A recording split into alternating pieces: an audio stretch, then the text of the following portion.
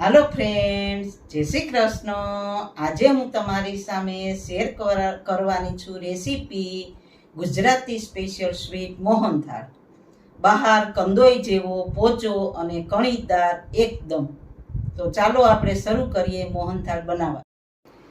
હાલો હવે આપણે મોહનથાળ બનાવવા માટે મેં લીધો છે ચણાનો લોટ 250, ખાંડ લીધી છે 200 ગ્રામ, ઘી લીધું છે 250, ડ્રાયફ્રૂટ, જાયફળ અને એલચીનો ભૂકો, દૂધ, મલાઈ અને ચાસણી માટે પાણી.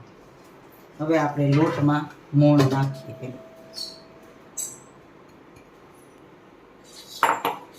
દૂધ અને ઘીનું મોણ નાખવાનું હોય છે.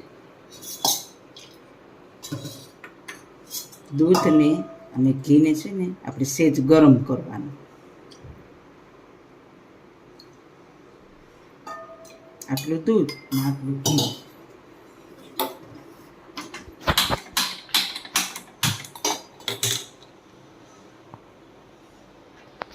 સેજ ગરમ કરી અને મોણ નાખી દેવાનું, એટલે બહુ સરસ કણી પડે.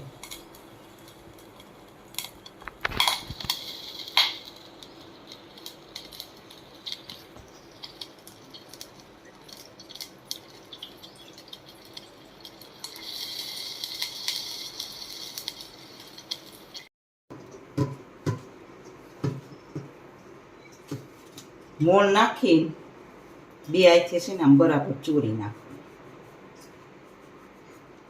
આપણે દૂધ અને ઘીનું મોણ દઈ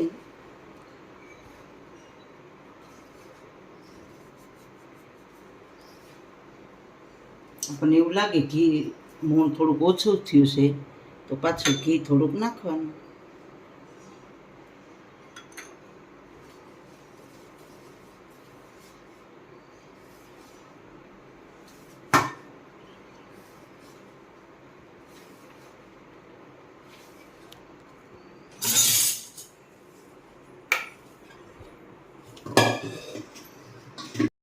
આપણે મોણ દીધું ને લોટને હવાલાથી ચારી નાખવાનું. આ જે મોટી મોટી ગાંઠ હોય ને લોટની થઈ ગઈ હોય ને સરસ રહી ગઈ હોય એને આમ બે હાથથી ચોળી નાખવાનું.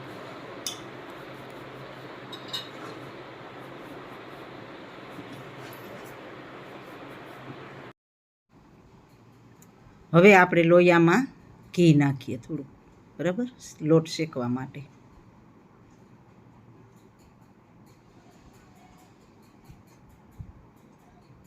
લોયાને ગેસ ઉપર મૂકીએ, ઘી ગરમ થવા દે. હવે આપણું ઘી ગરમ થઈ ગયું છે તો આપણે લોટ નાખી દઈએ, પછી હલાવીએ.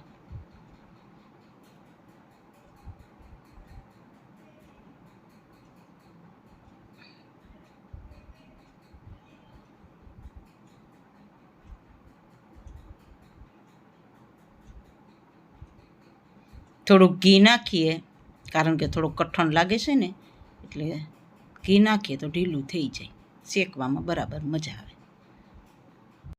થોડુંક આપણે શેકાઈ ગયો છે લોટ, એટલે એની અંદર નાખશું દૂધ.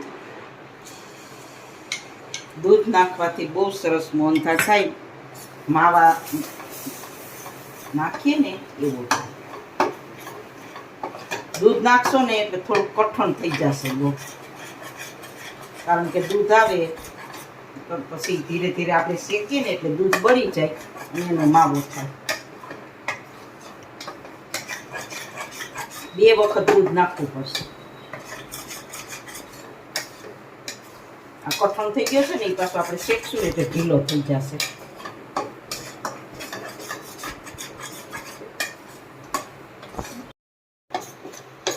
હવે આપણે નાખીશું પાછું દૂધ.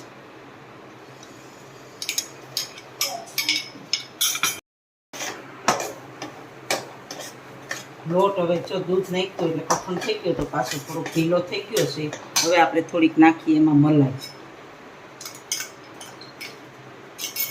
2 ચમચી જેટલી મલાઈ છે.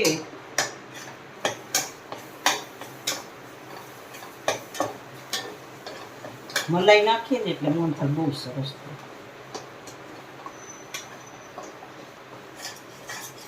લોટ આપણો હવે શેકાઈ ગયો છે. જો 2 વખત દૂધ અને 1 વખત મલાઈ નાખી એટલે લોટ આપણો થયો કણીદાર. દૂધ આપણે નાખીએ ને કણી પડે અને માવું થાય. બહુ સરસ શેકાઈ ગયો છે. હવે આપણે નીચે લઈ લઈએ. નીચે લઈ અને લોટને હલાવવાનો નહીં, બસ આમ રાખો ને એટલે બકડિયું ગરમ હોય ને એટલે સરસ શેકાઈ જાય.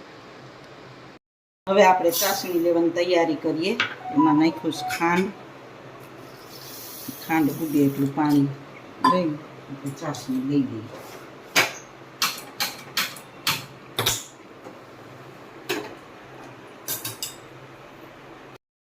આપણે ચાસણી હલાવીએ છીએ. ચાસણી લેતા લેતા છે ને લોટને હલાવ્યા કરવાનો, લોટ ઠારી નાખવાનો. આમ ક્યારેક ક્યારેક હલાવીએ ને એટલે લોટ ઠરી જાય. ઠરેલો હોય ને તો બહુ કડક ના થાય. ચાસણી આપણી તૈયાર થઈ ગઈ છે. ચાસણી જોવાની પરફેક્ટ રીત તમને બતાવું. એક વાટકામાં પાણી લેવાનું, પછી એમાં 2 ટીપા નાખવાનું ચાસણી.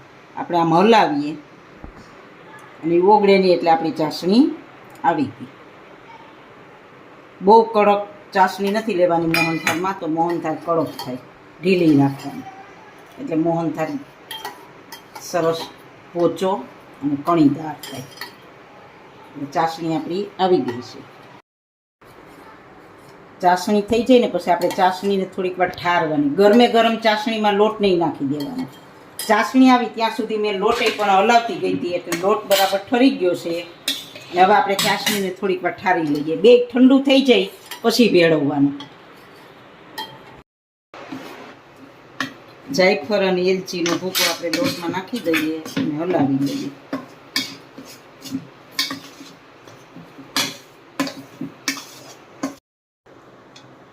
હવે આપણે ચાસણી નાખી દઈએ. ચાસણી ઠરી ગઈ છે, આપણે નાખી દઈએ. મોહનથાળ બનાવવો હોય ને તો નિરાત રાખવી પડે. બહુ નિરાતથી, ઉતાવળ નહીં કરવાની.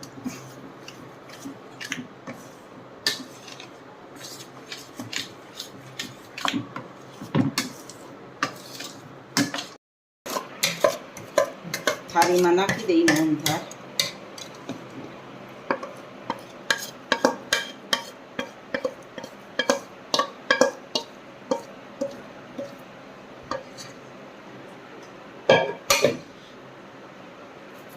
મોહનથાળ થઈ ગયો છે આપણો તૈયાર. હવે આપણો મોહનથાળ થઈ ગયો છે રેડી. આપણે ઉપર કાજુ બદામ ભભરાવી દઈએ.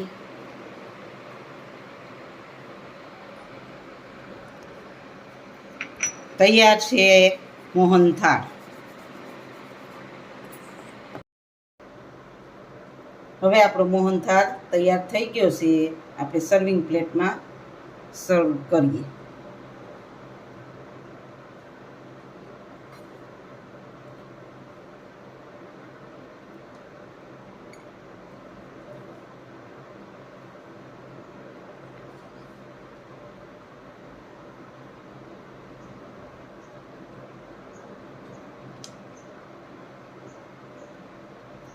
તૈયાર છે આપણો મોહનથાળ. જો તમને મારી રેસીપી ગમી હોય તો લાઈક કરજો, શેર કરજો અને મારી ચેનલને સબસ્ક્રાઈબ કરજો.